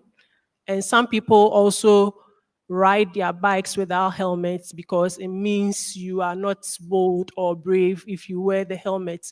So those are some kind of cultural things that we should also look at in terms of the intervention. And then by way of a contribution, I think the question the young man asked about advocacy in terms of something that may be more appealing to the youth, I think we should also look at leveraging social media, TikTok, etc. I mean, those things have come to stay, and it tends to be more appealing to the younger generation. So I'm happy to hear there's a club like that.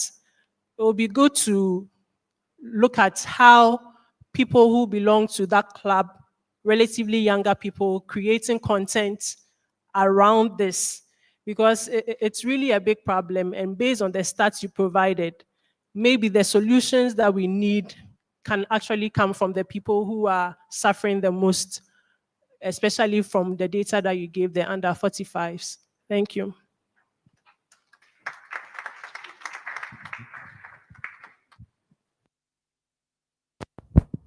Okay, so data.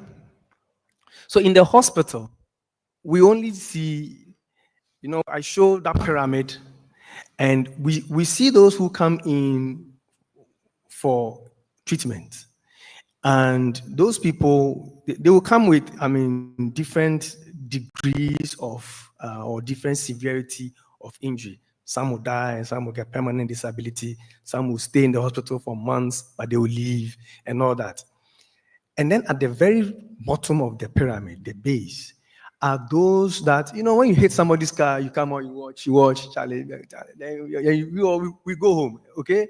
You might hit your head against the dashboard because you're not wearing a helmet, but at the time you think you are fine, then you leave, okay? So those crashes are usually captured by the police and the BRRI. That is, if they are minded to report it. If you crash and then your fender bends a little bit and let's sort it out, then we go. Police will not come in. So it will not be captured, right? We at the hospital see the serious ones. That is why there is the discrepancy. Now, how do we work together? We work together by talking to each other. We have to talk to each other. We are in the hospital. We hardly go out. The police and the other players within the road injury space, they are outside, okay? And so there should be that collaboration between us so that we can marry our data together. I mean, there's work that we at KNUST, we do with the BRRI. We talk a lot. And luckily, some of us are in the hospital. And so there are times when, if, for the routine data that they collect, they don't always come to us. But when someone has a question that they want to answer, they want to know what really happened to the patient or the crash victim, they tell us. And so when they record that information, they will ask us, we send the patient to this hospital, find out what happened, and then we will tell them. And so that information flows from the scene of the crash up to the management of the patient. So these types of collaboration will let us narrow that difference between the data that we collect. But like you said, we collect hospital data.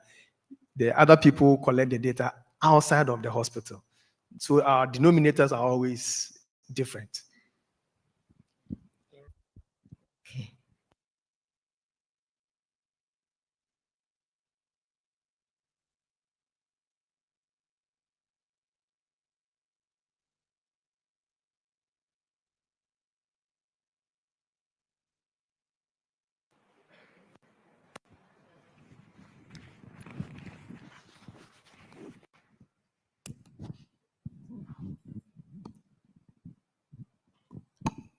Okay, thank you very much.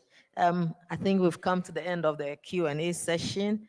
And I want to take the opportunity to thank all who asked questions, both our on-site and virtual audience. Prof will be, and we want to thank Prof also for the answering all the questions, a brilliant, insightful lecture and answering our questions.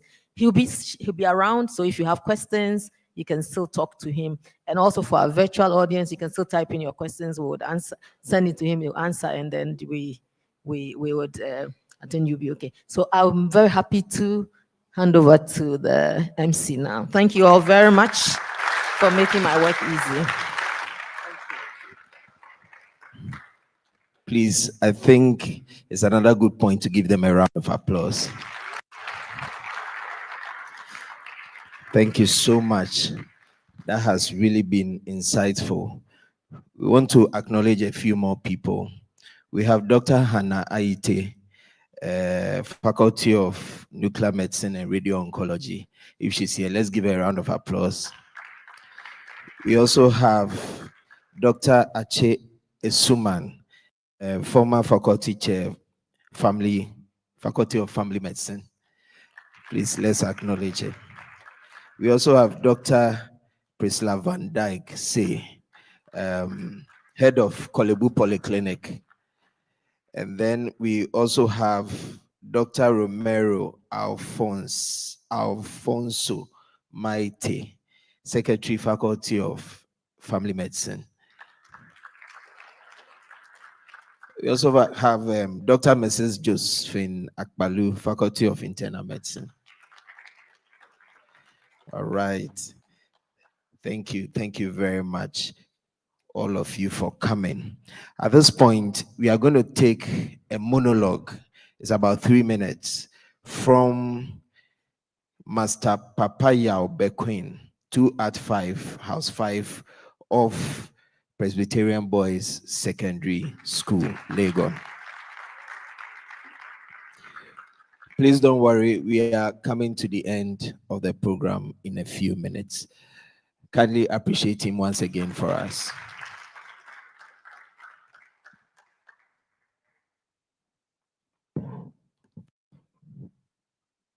Good afternoon.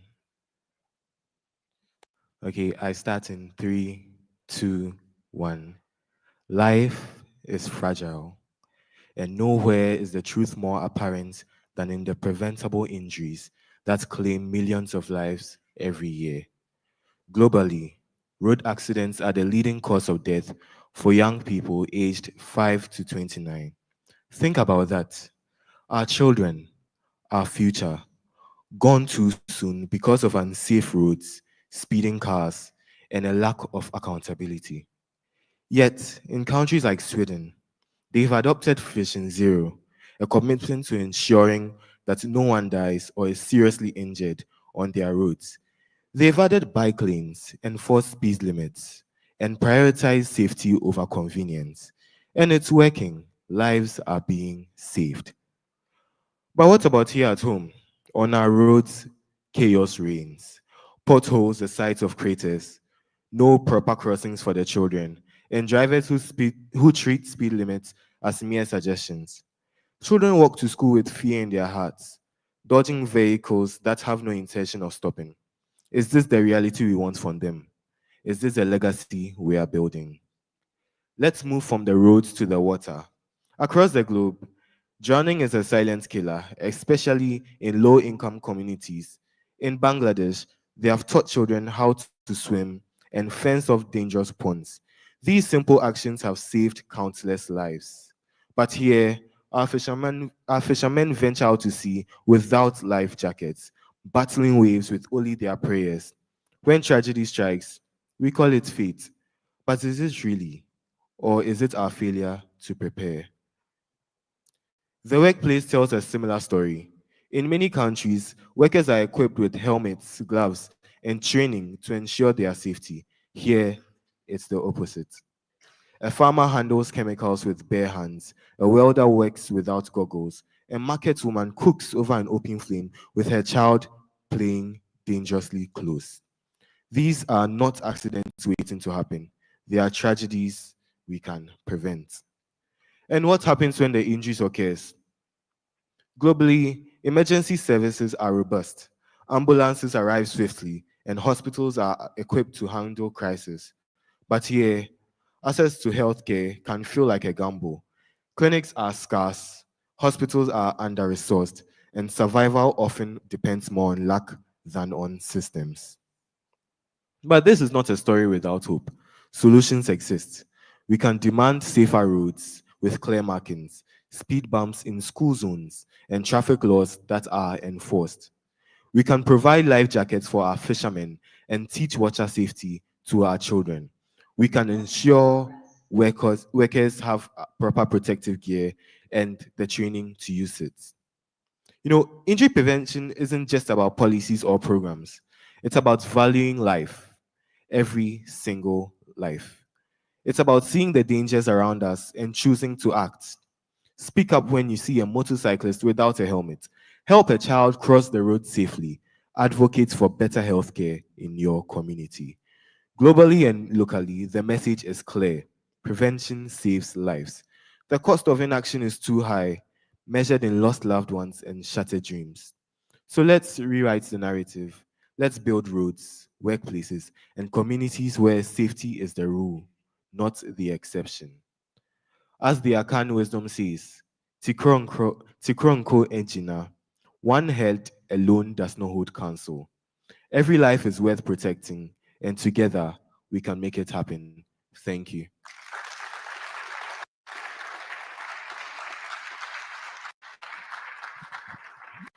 Wow. If you live here without remembering anything, Remember this, that together we can build safe communities. Safety in our communities is doable, and the data has shown some countries have done it, and we can also do the same. Let's put our hands together for the young man. And incidentally, at our first public lecture, he won the best essay write-up. And so this afternoon, we want to give him a surprise award. We want to invite our chairman to award Papa Yao Bequin for being the best essay that was presented at our first public lecture a few months ago.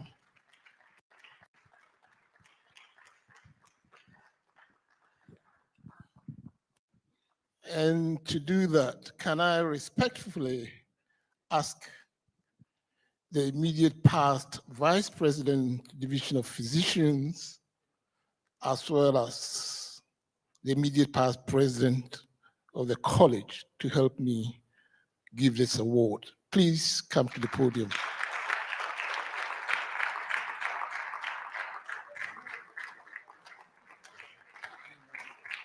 So both, right.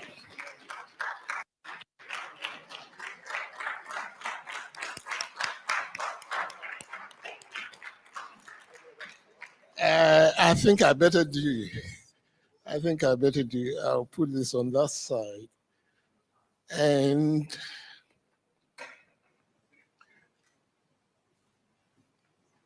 right, so I've got two people.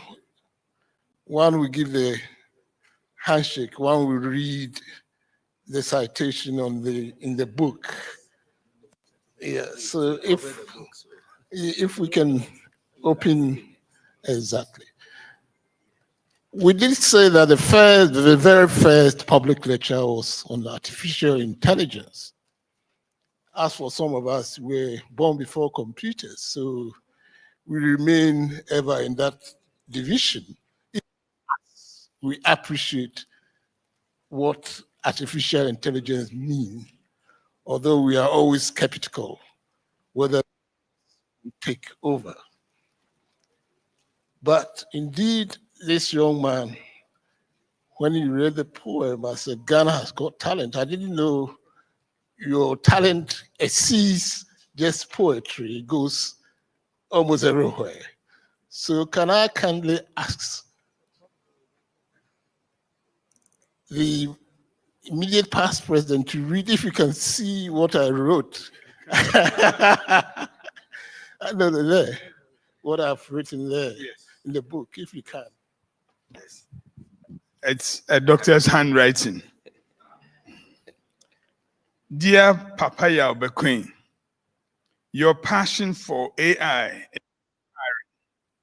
May this book fuel your curiosity and guide your journey in this exciting new field. Signed by Professor Sam Deborah, President, Ghana College of Physicians and Surgeons.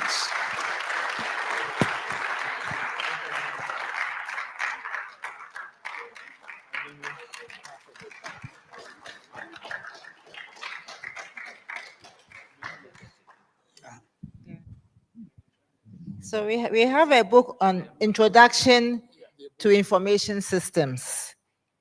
And then there's a small envelope which he has won for his essay on AI. And he has another envelope for his very impressive poem, which he just presented, Injury Prevention. So you have two prizes in one. And I will encourage you to do more. You're really good.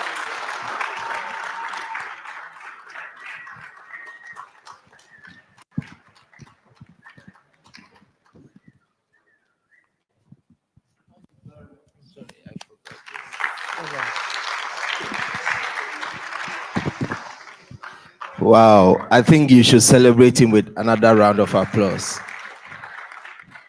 And we want this to encourage our young men and women who are here to really aspire to be the best they can be in their field.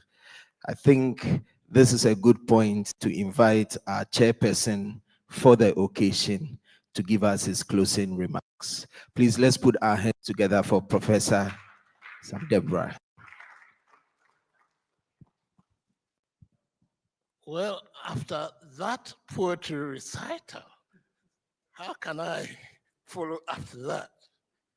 So on this occasion, I behaved like the linguists at the Chief Palace, who, when the person who'd been summoned to the palace had done his duty, and the linguist didn't have anything to say. I said, Chiania uni asemno hubika. Nana wasumwa. So over to you, Nana. Professor Jedu has ably dealt with the topic, so much so that really I have nothing really to contribute by way of summary. So I'll just say one or two things that I picked, which I think we should take as something that we heard from the lecture. The first one is injury is not an accident.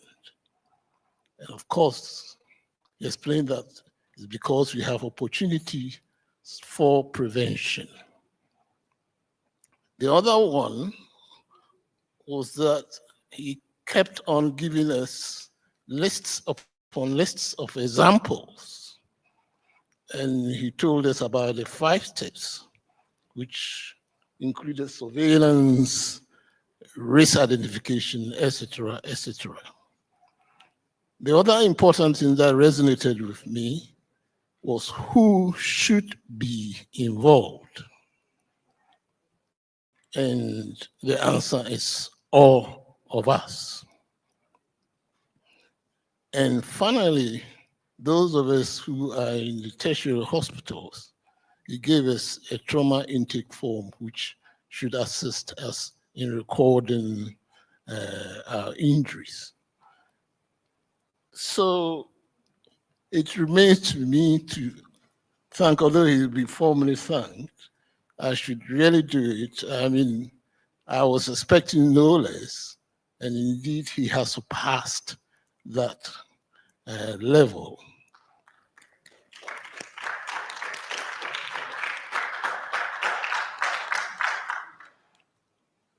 So that will be our second lecture. I said we are doing all this as part of our mandate, extension of our mandates. That is to educate, to inform, and excite the public on topics which can ultimately lead to policy formulation. And you agree with me that Professor Jedu has done due justice, and something really ought to. I mean, I could see the immediate formation of NIWA collaboration. That is exactly the sort of thing that we expect to happen, apart from information and education. We need research, research, research. And research does not need to be, highfalutin. In fact, it's the data from all the sources that we have that constitute the research. I think time is gone, so I will thank, on behalf of the college, all those who have so far been part of this program. And we hope when next time we ask for you to come, we will also get a good audience. Thank you very much. Thank you so much, our wonderful chairperson for today. I would have said a lot more thanks, but there is someone designated to thank us. So I want to invite Dr. Jefferson Owusu-Adai to come and give us the vote of thanks. Please appreciate him as he comes.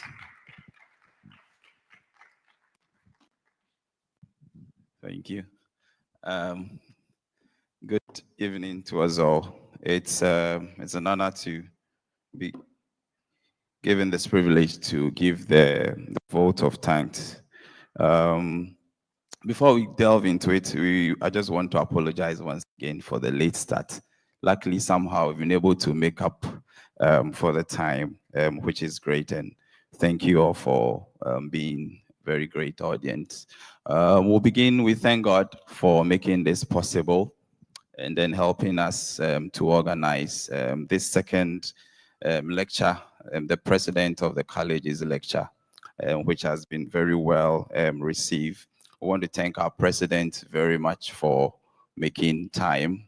Like he mentioned earlier, he's not in the best of shape, but he still managed to come here. And then we pray that God would strengthen him more. We want to thank our vice president as well, Professor Pius Agwenoku, for also making time for us, as well as our vice rector, who I'm sure is representing the rector as well, Dr. Lawson. Thanks for making time to come here. I want to thank our Queen Mother, Manye, for also making time to represent all the traditional leaders. Thank you. I want to thank all our past presidents. Okay, all right. And then, sorry, I missed one of my main bosses, Dr. Ansa, also the vice president for the physician division. I want to thank our past president and also our past vice presidents who are here, and then also all the faculty members that are here and that came to grace this occasion. Thank you very much. Police personnel have left, but we want to say a big thank you to them. They were very much on time. I think the first group to be seated, and they sat through almost the entire program. We want to thank them very, very much. We want to thank reps from the National Ambulance for making time for us, and also the rep from the Ministry of Health. He's actually the technical director to the minister, Dr. Darius, for also making time for us. We appreciate the presence of other, reps from St. John's Ambulance, and also the various hospitals, Leicester Hospital, Nyaho Medical Center. We really appreciate your presence. Reverend Prince Adakwa represented the clergy. We thank you, Rev, for coming or making time for us. And then also our students from the Presbyterian Boys Secondary School, the best secondary school in the country. Yeah.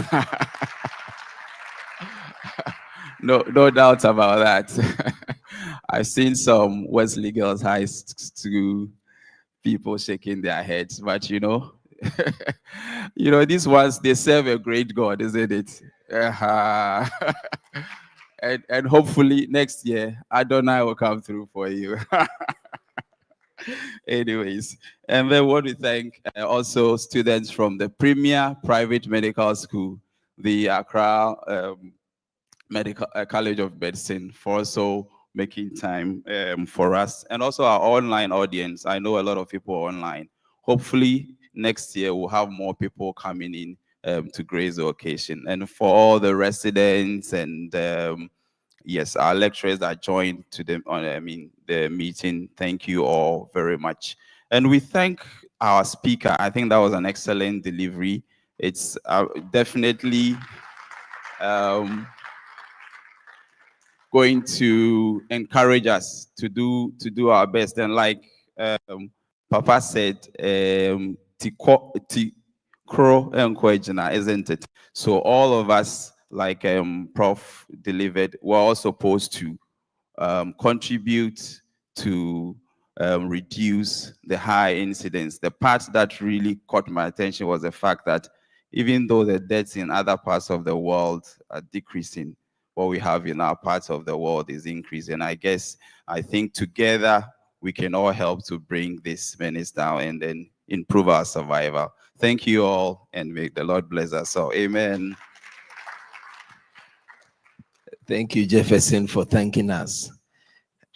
And I cannot forget the committee that has been working behind the scenes to put this together. We've been meeting for several months, discussing how best to make sure that the president's vision for public lectures comes to pass.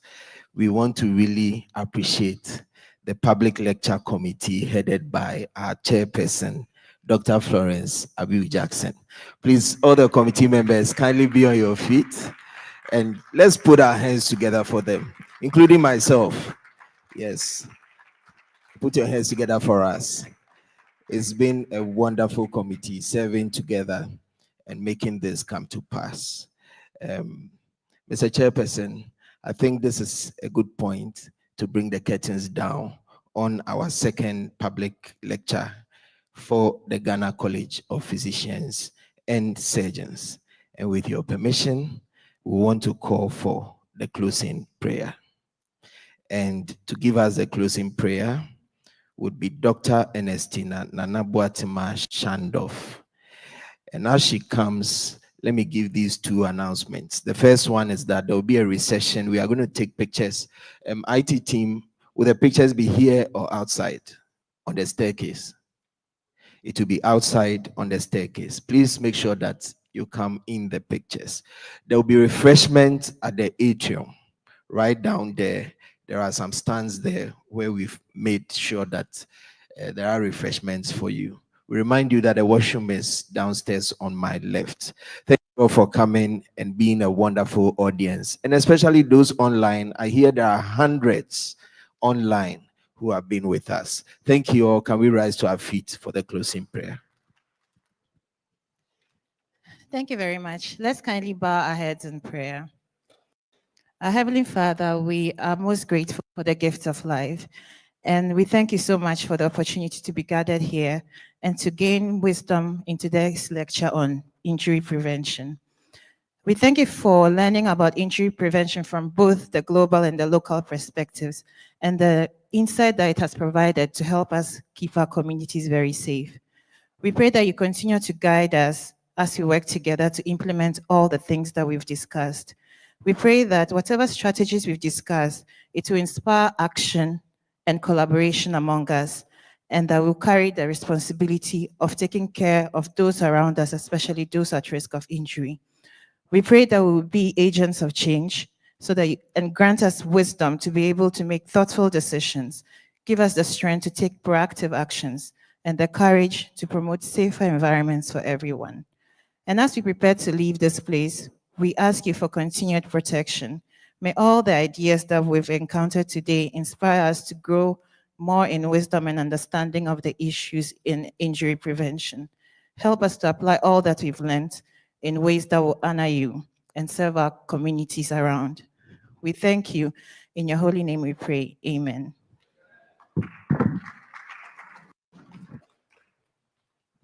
Thank you for coming. We are taking a musical interlude as we all file out to take our pictures. Make a new friend. You can shake someone, take somebody's number, network, identify someone you want to befriend. Thank you all very much. Thank you, Public Health Committee, Public Lecture Committee, for your wonderful work done. Thank you all who supported. God bless you and have a wonderful evening.